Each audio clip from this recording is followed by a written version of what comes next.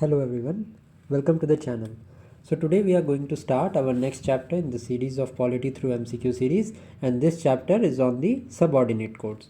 Now this chapter is going to be more of the explanation and less of the questions, because the explanation of this chapter is really important. You need to understand the basics. So let us study now about the subordinate code. We know that there is a system of integrated judiciary, and at the central level there is Supreme Court. Now, when we talk about the state judiciary, then the state judiciary is headed by high courts, and there is a hierarchy of the subordinate courts. Now, we have already studied about the high courts. In today's lecture, we are going to study about the subordinate courts. So, the constitutional provisions regarding the subordinate courts are mentioned under Article 233 to Article 237 in Part 6 of the Constitution. Now, let us see the first provision. What are the constitutional provisions? I have already told you. Part 6 of the Constitution mentions the constitutional provisions ranging from Article 233 to Article 237. Now, what about the appointment of district judge? So, the appointment, posting, etc. of the district judge are made by the governor. So, you need to remember this.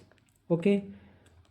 Now, the governor solely cannot take decision, but he can take this decision with the consultation of the High Court. Okay, so the consultation of the High Court is important for the governor to appoint a district judge. Now, what should be the qualifications? If I talk about the qualifications of the judge of the district court, first of all, he should not be in the central or the service of state, or in other terms, he should not be in service either in the state government or in the central government. Second point is कि he should have been advocate for a period of 7 years.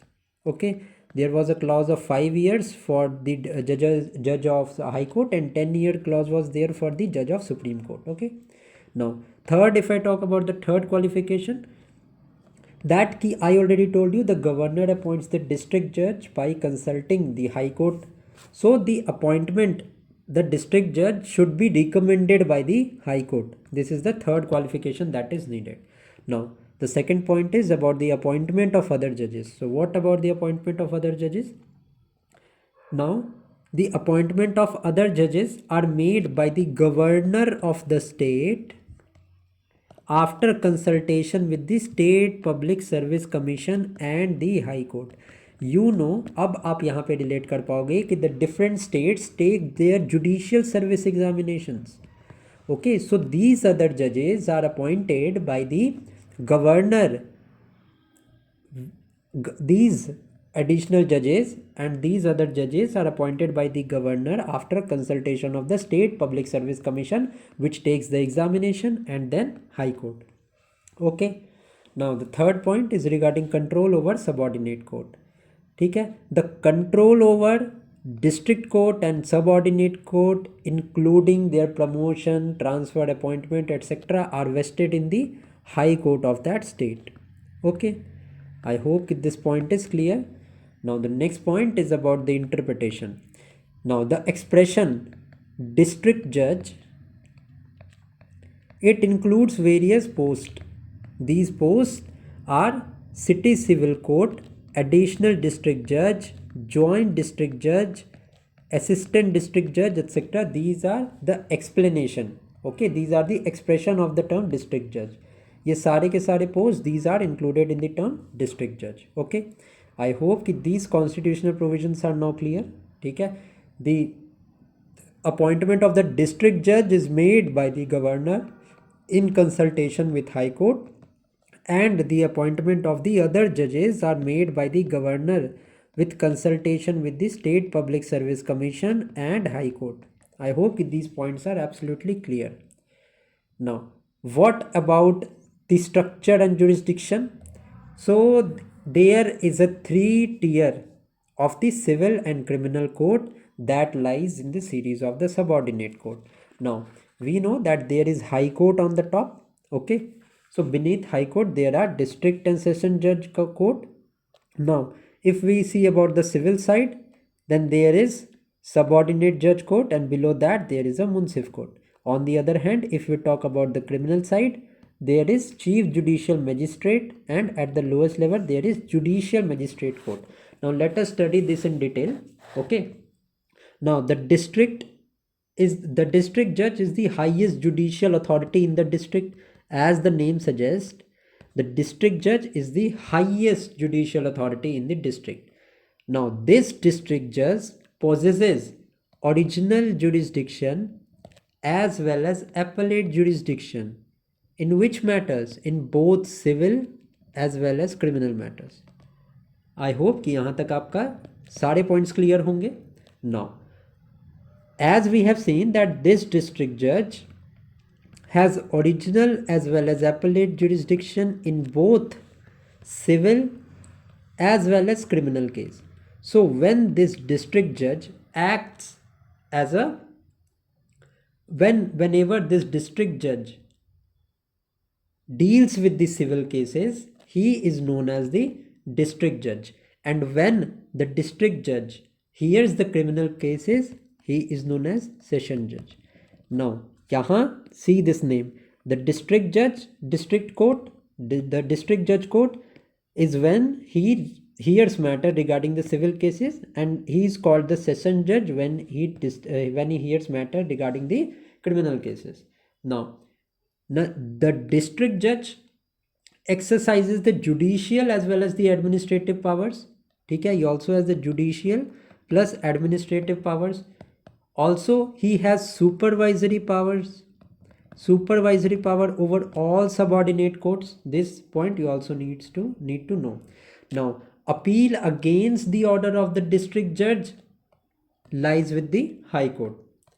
Now the session judge, as we have seen, criminal cases, whenever a district judge hears cases regarding the criminal things, then he is known as the session judge. Now whenever he hears regarding cases regarding regarding the criminal nature, then he has power to impose any sentence including life imprisonment and capital punishment. This is a most important point you need to know, that the district judge can also pronounce capital punishment. Okay, however, a capital punishment passed by him is subject to the confirmation by High Court. Whenever the district judge or the session judge pronounces a capital judgment or the capital punishment, then this capital punishment is subject to the consultation with the High Court. Okay, now we have seen the district and session judge. Now beneath this there is a civil side and criminal side. Now the court of civil judge on civil side and the court of judge on the criminal side. Now the subordinate judge on the civil side, he exercises unlimited jurisdiction over the civil suits, as the name suggests. Now the chief judicial magistrate decides criminal cases which are punishable up to the term of 7 years. This point you need to know. On the criminal side, the chief judicial magistrate can pronounce verdict if the imprisonment is up to 7 years. Now at the lowest level on the civil side, the court of Munsif is there, and on the criminal side there is judicial magistrate court. Okay, now the Munsif possesses limited powers, jurisdiction, and decides the civil cases only of a small amount, where there is small amount involved. Okay, now the district magistrate tries the criminal cases that is punishable with imprisonment for up to 3 years.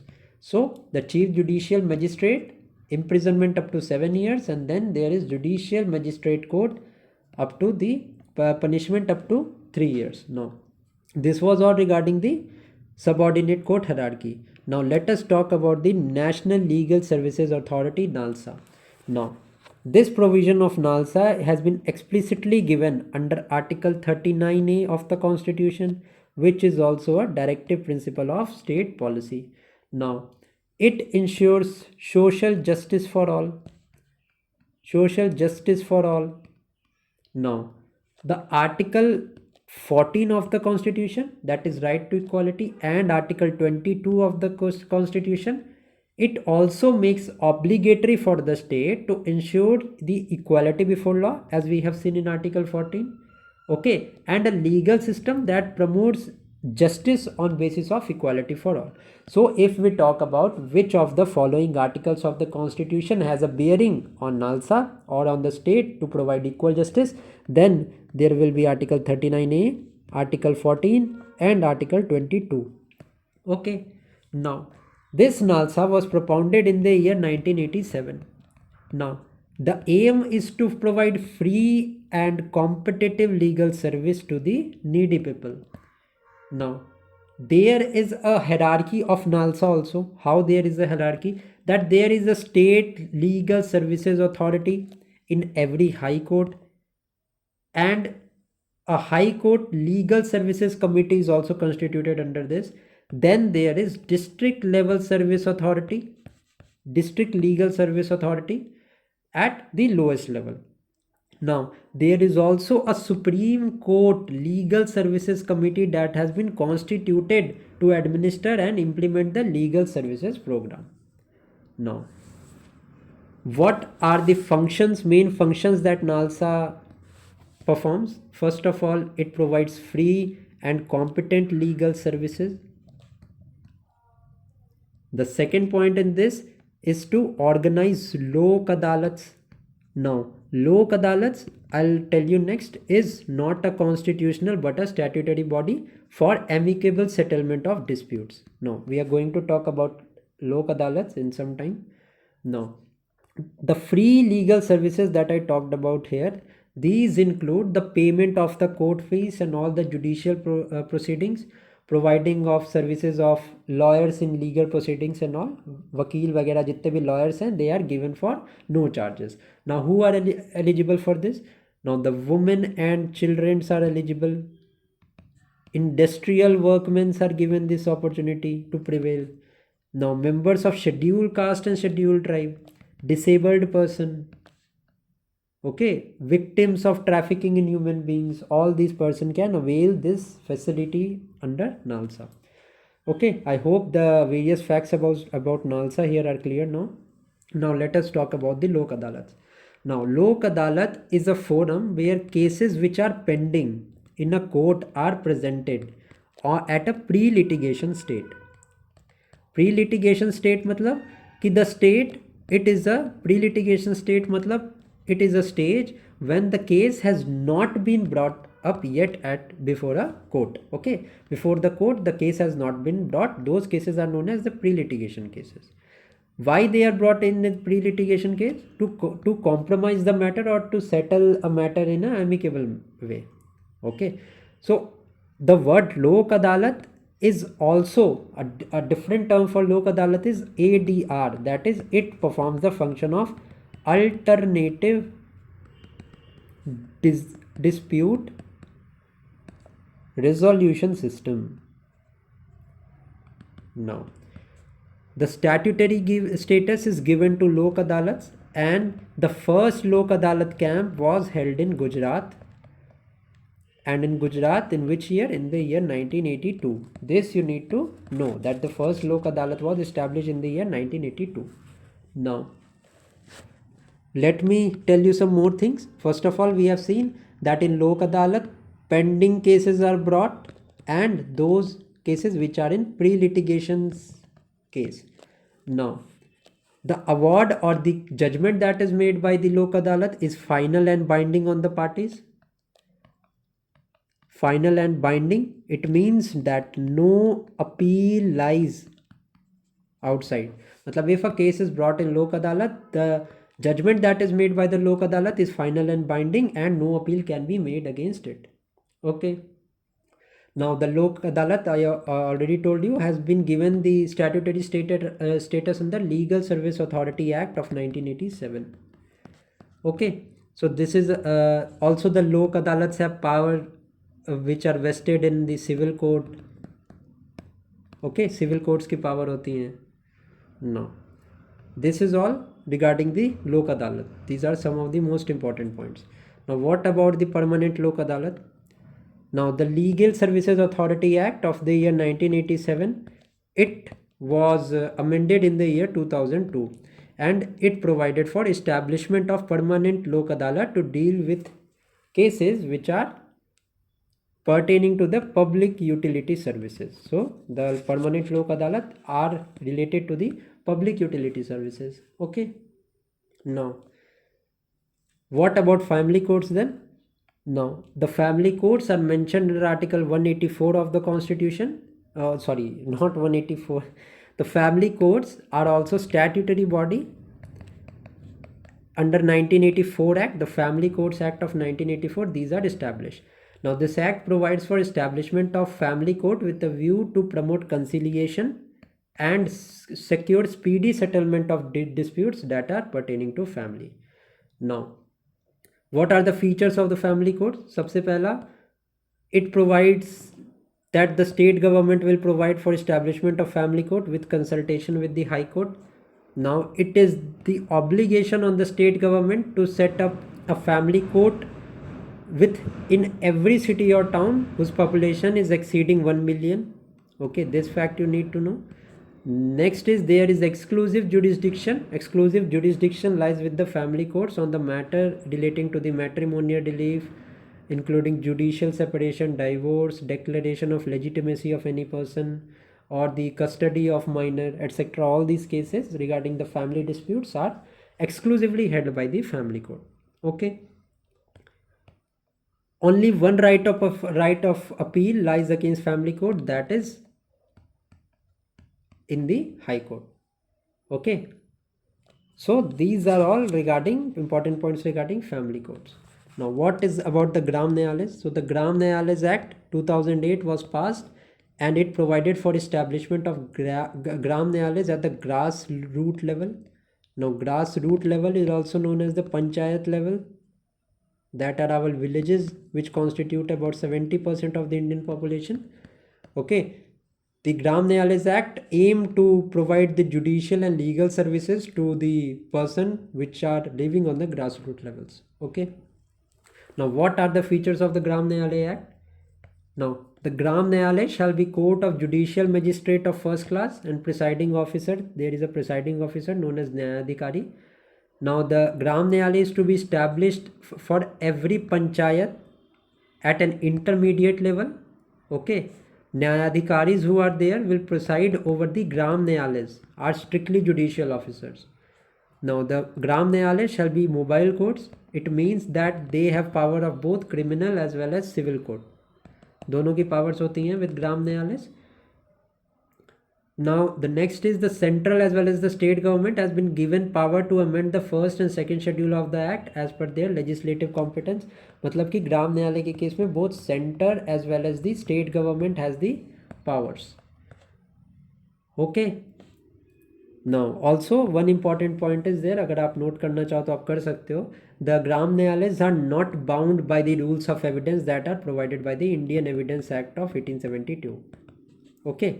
So this was some of the important information. I hope that I have made you understand all these points. Now let us straight away move to the question. There are some questions. Let us solve these questions now. The first question is, the district judge exercises both judicial as well as administrative power. Now in the explanation part, I have already told you there is High Court on the top, then the subordinate level of court starts, district and session judge court is there, and then there is civil side and the criminal side. Now there the district judge has subordinates over all the courts, may it be civil or may it be criminal courts. So the district judge exercises power of both judicial as well as the administrative power. So this is absolutely correct. Now the second statement is the session judge has no power to impose capital punishment. Okay, so this statement is galat. Why this is wrong? We have seen whenever the district judge hears matter relating to civil cases, then he is known as district judge. And whenever this district judge hears matter relating to the criminal cases, then this judge is known as the session judge. Now the session judge hears matter regarding criminal cases, so obviously he has power to declare the capital punishment. So the second statement is incorrect, first one is correct, so A is the right answer here. Next is, which of the following statement regarding the subordinate courts are correct? Now before solving these MCQ, I would sincerely recommend you to watch the explanation part first and then solve these questions. Then these questions will be very easy for you. Now we have to tell the correct statement regarding the subordinate courts. The first statement is they function at district and lower levels. Yes, there is at district level there is district judge and session judge court. If I talk about the lower levels, on the civil side there is subordinate judge court and then there is municipal court. On the criminal side is, if I talk about, there is chief judicial magistrate court and then at the lowest level there is judicial magistrate court. So statement first is absolutely correct. Now the pattern and designation of subordinate courts in the state is not uniform. Yes, it is not uniform. It was propounded. This is absolutely correct. It is not uniform. Third is municipal court have both civil as well as the criminal jurisdiction. Now if you have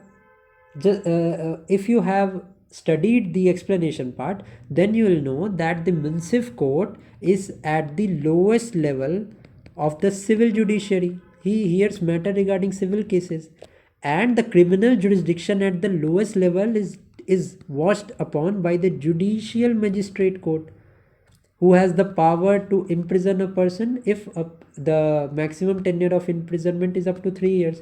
And above this judicial magistrate court there is chief judicial magistrate court, who can imprison a person if the case is up to 7 years. So the municipal court does not have power over both civil and criminal jurisdiction. So third one we will straight away eliminate. Directly we will come to the answer. Now the pattern of subordinate court in metropolitan area is same as that in district. No, this is not same. Fourth one is wrong. We can solve this question by elimination technique also. Straight away we will come to the answer. Now the third question is, who among the following appoint the district judges in the state? Now the district judge in the state is appointed by the governor by consultation or with the consultation of the High Court. Now at the other hand, other judges are appointed by the governor in consultation with the State Public Service Commission, who undertakes the examination for the judges, and with consultation with the High Court. Okay. Now the correct answer to this is A. Next is, who appoints the judicial officers of the subordinate judiciary other than the district judges? I already told you that the governor appoints them in accordance to the rules made by him in consultation with the High Court and the State Public Service Commission. I just explained this explanation in the explanation part also and in the question number 3 also. So C is the correct answer here. Next is, which of the following is not a qualification for a person to be appointed as a district judge? So this I have already told you.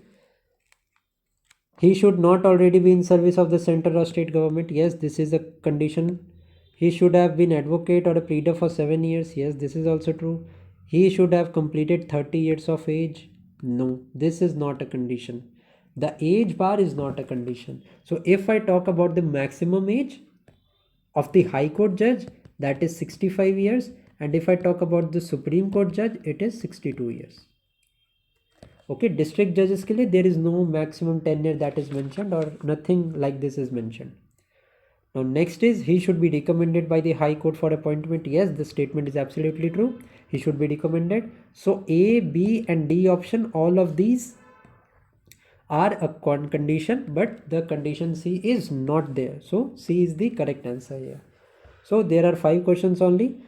Mainly I was focusing on NALSA in this chapter, family courts, and I needed to make you understand the hierarchy that is there in the subordinate court. So do mention in the comment section कैसी लगी आपको ये video, and you can like this video also and also give your valuable suggestions in the comments. Okay, so thank you for watching.